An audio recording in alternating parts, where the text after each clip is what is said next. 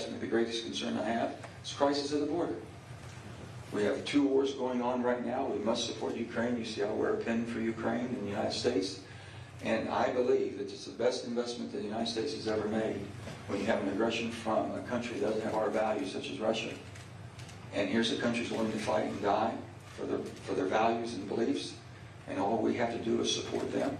And if not, we'll be drawn into a war. I can assure you if we're not, because they'll move on to the Baltics and to all the neighboring allies that we have. And then we are drawn into that. And what we see going on in the Middle East right now, last night there was an attack on the Houthis, which I think was deserved. I think we should attack, and it should hit hard. They're out there basically shooting and doing harm to our military, and we're going to stand by and take it no. So I appreciate that in return. We'll see what happens, but we've got to.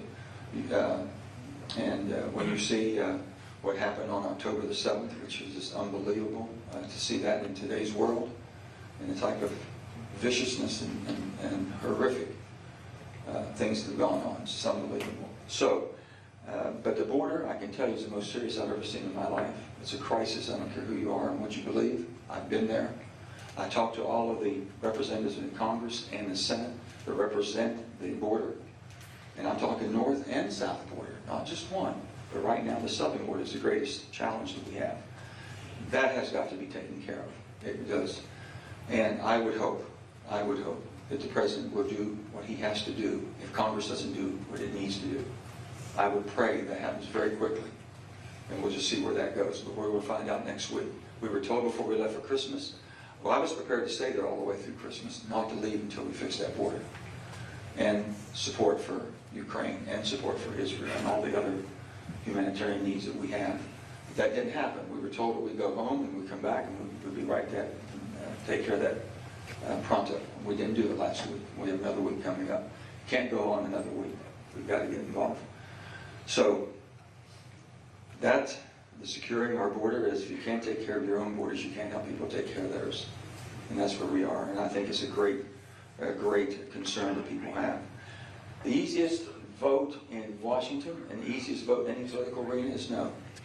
You can vote no 90% of the time and have a job for life.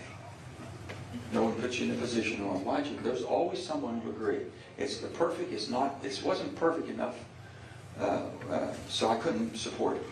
How many times do we hear that?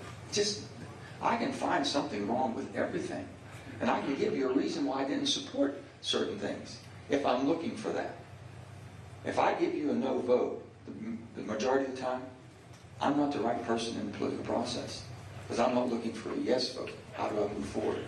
And that's what happens. So the no vote, I've said this before, show me a person that votes no all the time, and I'll show you a person who's a lifer. They'll be there forever. It's a retirement home. I've outlined a few things that I think that can be changed, and my purpose. Everyone says, well, you're running for this or running for that. And I said, no, I'm running to basically bring the country together. I want you to know there's hope. There's more people like us that believe that the centrist, center-left, center-right, the grand old party, and the old blue dog Democrats that were there could always get together and make a deal.